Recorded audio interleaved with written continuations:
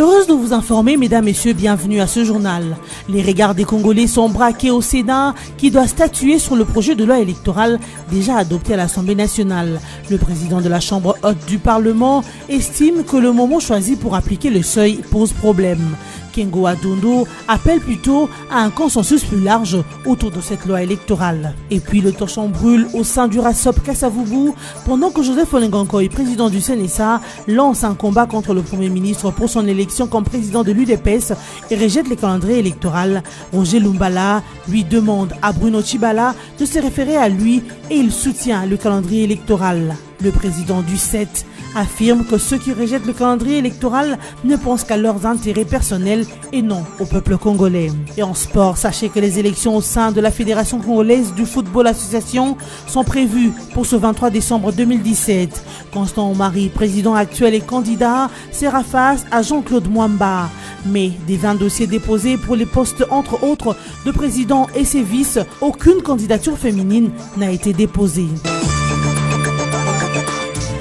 Toujours en examen, le projet de loi électorale doit être soumis à la plénière du Sénat pour adoption ce jeudi. Pour le président de la Chambre haute du Parlement, ce projet de loi déjà adopté par l'Assemblée nationale devrait recueillir un consensus plus large.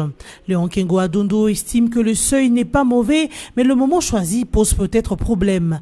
Un avis donné au président de la Commission politique, administrative et juridique du Sénat qui donnait l'évolution des travaux.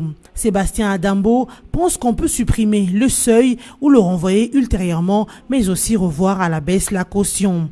Selon le calendrier électoral publié par la Commission électorale nationale indépendante le 5 novembre, le président de la République devrait promulguer la loi électorale le 15 décembre. Mais selon les dires de Corneille Nangaa, président de la CENI sur Top Congo FM, si la loi électorale n'est pas promulguée dans des délais raisonnables, cela ne devrait pas trop perturber ni remettre en question la date du 23 décembre 2018 pour la tenue des élections. Crise ouverte au rassemblement dit Kasavubu où l'opposant Roger Lumbala a dénoncé sur Top Congo FM la cacophonie qui prévaut au sein de cette plateforme. Allant croire le président du CNSA, Joseph Olengankoy, qui est en même temps le président du conseil des sages de cette plateforme, lance des pugilats verbaux au premier ministre Bruno Tshibala, qui a été récemment élu président de l'UDPS par une aile de ses partis. Suite à cette cacophonie, Roger Lumbala a annoncé que sa plateforme 7 a suspendu sa participation à toutes les activités ou réunions du rassemblement Kasavubu. Cependant, le chairman des FONUS, Joseph Olengankoy, a déclaré ne pas reconnaître aujourd'hui d'autres chefs à la tête de l'UDPS que Etienne Tshisekedi. Avis partagé par Roger Lumbala, président du CET, qui a estimé, lui, que Bruno Tshibala ne peut pas atteindre les niveaux de M. Etienne Tshisekedi, mais qu'il devrait plutôt faire recours à l'héritier spirituel de M. Etienne Tshisekedi, qui est Roger Lumbala. Par rapport à la loi électorale rejetée par le ministre et la base du rassemblement Kasavubu, Roger Lumbala dit soutenir cette loi électorale car elle est correcte et va assainir l'environnement politique de la RDC. Ceux qui rejettent cette loi électorale ne voient pas l'intérêt supérieur de la République et ou la population congolaise, mais plutôt leurs propres intérêts, a martelé Roger Lumbala.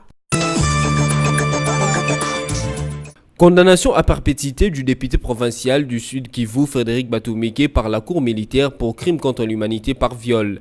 Un verdict rendu le mercredi 13 décembre 2017. Frédéric Batumike avait été arrêté le 21 juin 2016 pour avoir entretenu une milice qui attaquait les positions des FARDC, mais aussi pour avoir violé par sa milice au moins 46 victimes entre 2013 et 2016, dont la plupart sont des fillettes de moins de 10 ans. Ces viols ont été également documentés par le membre du groupe d'experts créé par la résolution 2293 du Conseil de sécurité de l'ONU. Ces experts ont indiqué que ce viol était commis par la milice appelée Jessi la Yeshou, traduit par Armée de Jésus, dirigée par Frédéric Batumike, alors membre de l'Assemblée provinciale du Sud Kivu.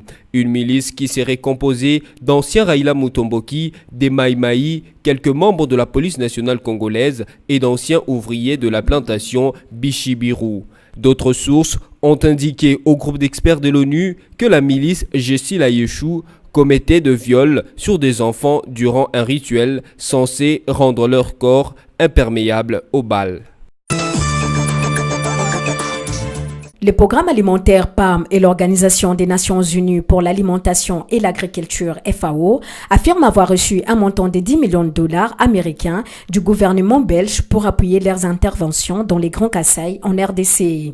Dans un communiqué de presse conjoint, les deux agences de l'ONU indiquent que ces dons vont leur permettre d'améliorer les conditions de vie et de sécurité alimentaire et nutritionnelle de près de 18 ménages dans cette région. Grâce à cet appui financier, le PAM procédera à la distribution d'une ration de farine de maïs fortifiée, des légumineuses, d'une végétale et des sels iodés à 31 000 personnes. À partir de janvier 2018, il va utiliser cette distribution sous forme de cash à 50 000 personnes. De son côté, la FAO fournira à 6 700 ménages de déplacés et retournés assistés par les PAM les kits maraîchers composés d'une houe, d'un râteau, d'une bêche, d'un arrosoir et des semences de légumes, ce qui permettra à chaque famille de produire environ 80 grammes de nourriture. Cette action combinée résultera d'une approche intégrée mise en œuvre par les deux agences onusiennes. Selon ces deux organisations de l'ONU, en 3 ou 4 mois, cette combinaison de l'aide humanitaire et agricole permettra aux bénéficiaires d'avoir à la fois un accès durable à l'alimentation et la possibilité de dégager des revenus. Sachez que la crise dans les régions du Kasaï en RDC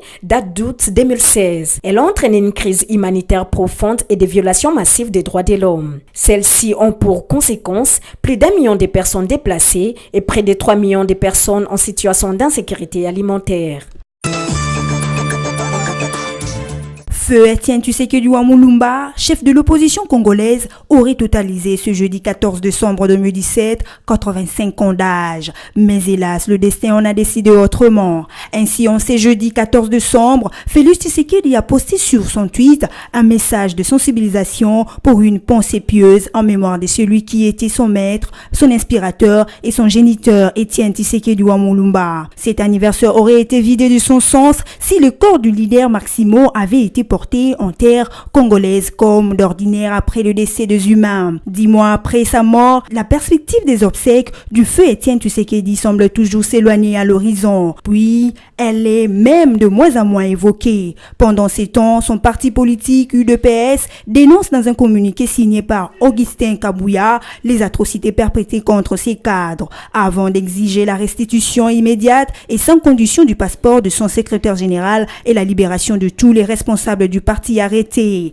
Par ailleurs, Félix Tshisekedi continue d'éclamer haut et fort la célébrité du regretté président de l'opposition congolaise en déclarant que la personne d'Etienne Tshisekedi continuera jusqu'à la victoire finale. Les élections seront organisées le 23 décembre 2017 à la Fédération congolaise de football, association FECOFA, selon la commission électorale de cette instance du football de la RDC, qui ont aussi publié la liste de tous les candidats aux différents postes de la FECOFA. Les élus auront un mandat de 4 ans. Constant Omari, président sortant, sera face à Jean-Claude Mwamba pour la présidence. Donatien Chimanga Mwamba est le seul candidat au poste du premier vice-président. Jean-Didier Massamba Moulanga est candidat au poste de deuxième vice-président avec Alex Madika Kazadi. Roger Bobobo Ndembe, Théoblade Maningabou et Jean-Marie Tamboué sont respectivement candidats au poste de 3e, 4e et 5e vice-président pour ne citer que cela. Il s'y est de noter qu'aucune candidature féminine n'a été proposée sur les 20 personnes qui ont déposé leur dossier. Notez aussi que pour le football au niveau africain, le tirage au sort a eu lieu au Caire, capitale de l'Égypte, au niveau de la commission interclub de la CAF. Le club RD congolais engagé en compétition internationale de la CAF ont été fixés ce mercredi 13 décembre 2017 sur leurs adversaires. Il se trouve que le tout-puissant Mazembe et les Daring Club Motema Pembe sont exemptés du tour préliminaire respectivement de la Ligue des Champions et de la Coupe de la Confédération. Les deux clubs n'entreront en lice qu'au tour suivant, soit en 16e de finale, prévu au mois de mars 2018.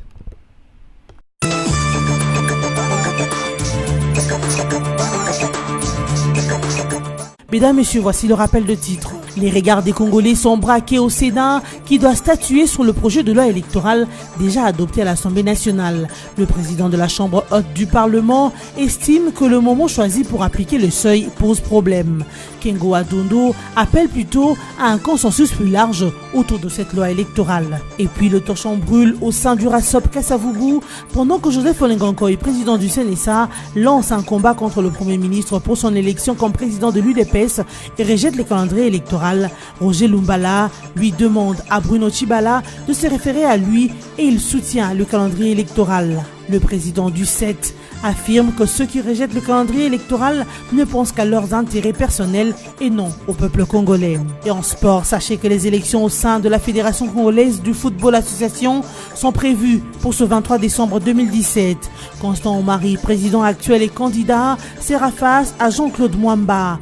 Mais des 20 dossiers déposés pour les postes entre autres de président et ses vices, aucune candidature féminine n'a été déposée. C'est par cette note sportive que nous mettons un terme à ce journal. Merci de votre attention soutenue.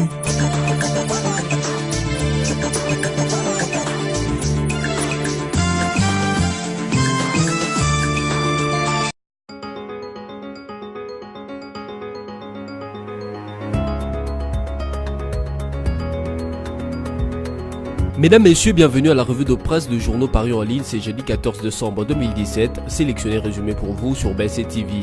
Démarrons cette revue de presse avec les sites internet Forum des As qui titre à sa une « Sort du projet de loi électorale au Sénat, début de manif pacifique annoncé par le catholique ». Pour sûr, ce jeudi 14 décembre ne sera pas un jour ordinaire. La journée, les Congolais auront les yeux rivés sur le palais du peuple où se joue le sort du projet de loi électorale. Le Sénat est appelé à adopter ou non ce projet si essentiel pour l'organisation des élections fin 2018. Ce peut de dire que les sénateurs n'ont pas beaucoup de temps car ils n'ont que la journée d'aujourd'hui pour se prononcer. Question de permettre ainsi la suite aux deux chambres d'harmoniser éventuellement leurs copies et acheminer les textes au président de la République pour promulgation. C'est là au plus tard demain 15 décembre 2017. Nul n'ignore que le 15 décembre est synonyme de la clôture de la session de septembre. Comme tous les signaux paraît indiquer, il n'y aura pas de session extraordinaire. Le prochain round pour les parlementaires est prévu en mars 2018, c'est-à-dire que quelques 6 mois de la convocation du corps électoral pour la présidentielle de décembre 2018. L'argument a les mérites de placer les sénateurs devant leurs responsabilités, comme l'a opportunément martelé du haut de la tribune de l'hémicycle rouge les vice-premiers ministres en charge de l'intérieur et de la sécurité. Le gouvernement a fait sa part, a indiqué Emmanuel Ramazani Shadari. Il ne sera donc pas tenu pour responsable d'une énième prolongation. Une fois la nuit tombée, les oreilles des Congolais seront bien dressées à 21 h. C'est à 7 h que l'église catholique entreprend les premiers actes de sa croisade. Des sons de cloche devraient retentir dans toutes les paroisses pendant un quart d'heure. Cette fois-ci, le catholique initie cette forme de manif pacifique pour exiger l'application de l'accord de la Saint-Sylvestre et la tenue des élections crédibles, transparentes dans les meilleurs délais. D'après une lettre du collège des curés doyens, il en sera ainsi chaque jeudi à 21 h. Poursuivons cette revue de presse toujours avec Forum des As qui titre dans un autre registre « Etienne Tshisekedi, toujours pas d'obsèques » alors que les leaders maximaux auraient totalisé ce jour 85 ans d'âge. Etienne Tshisekedi Wamulumba aurait totalisé ce 14 décembre 85 ans d'âge. Hélas, les destins en a décidé autrement. Cet anniversaire aurait été vide d'essence si le corps du leader maximaux avait été porté en terre congolaise comme prévu. Rien n'est tel. 10 mois après la mort du chef historique de l'opposition congolaise, la perspective de ses obsèques semble toujours s'éloigner. Pire, il est même de moins en moins évoqué. Un jour après la date de naissance de Yachichi, son parti dénonce les atrocités perpétrées contre ce cadre, au premier rang desquels Jean-Marc Kabunda Kabund. Dans un communiqué signé par Augustin Kabouya, l'UDPS fait particulièrement l'état d'arrestation et d'enlèvement de ses membres, avant d'exiger la restitution immédiate et sans condition du passeport de son secrétaire général et la libération de tous les responsables du parti arrêtés. Bouclons cette revue de presse avec Radio Capi.net qui titre à sa une « Grand Kassai, 10 millions de dollars américains de la Belgique au PAM et à la FAO pour assister les sinistrés. Le Programme alimentaire mondial PAM et l'Organisation des Nations Unies pour l'alimentation et l'agriculture FAO affirment avoir reçu un montant de 10 millions de dollars américains du gouvernement belge pour appuyer leur intervention au Grand Kasaï. Dans un communiqué de presse conjoint, les deux agences de l'ONU indiquent que ce don va leur permettre d'améliorer les conditions de vie et de sécurité alimentaire et nutritionnelle des près de 18 000 ménages dans la région. Grâce à cet appui financier, le PAM procédera à la distribution d'une ration de farine de maïs fortifiée, des légumineuses, d'huile végétale et des sels iodés à 31 000 personnes. À partir de janvier 2018, il va utiliser ces distributions sous forme de cash à 50 000 personnes. Selon ces deux organisations de l'ONU, en 3 ou 4 mois, cette combinaison à l'aide alimentaire et agricole permettrait aux bénéficiaires à la fois un accès durable à l'alimentation et la possibilité de dégager des revenus. Cette revue de presse est terminée. Merci de l'avoir suivi.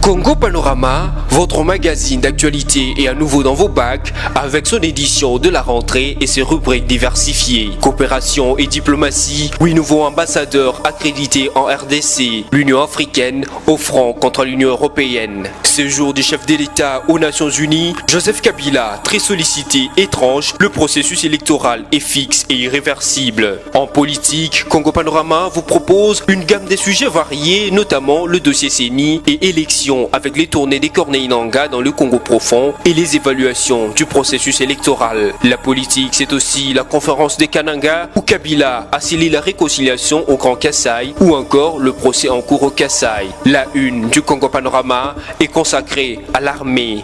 Réforme de l'armée, le FARDC en puissance. Votre magazine revient aussi bien sur le monument aux soldats congolais qu'à l'inauguration de l'académie militaire ainsi qu'aux différentes sortes de régiments et bataillons après leur formation. Économie et finances, découvrez nos articles sur la réforme fiscale en RDC, l'évaluation de la feuille de route du FPI, les performances de la SONAS au premier semestre 2017. En développement, Congo Panorama a suivi l'inspection de route par l'office de route, le renforcement de capacité à la CGT ou encore les bilans à l'OVD. En société, Maman Olive Lembe revient au chevet des enfants malades. Il est sur tous les fronts. Éditorial signé Yvon Ramazani. L'éditorialiste révisite les actions du chef de l'État qui aura joué aux démineurs aussi bien sur le plan de l'économie que de la sécurité, la politique, la réconciliation au Kasaï. Congo Panorama, c'est également une édition surprise spéciale Congo Central, une province qui se modernise. Découvrez les investissements et innovations comme le nouveau bâtiment du gouvernorat, le nouveau port, l'usine d'engrais chimiques,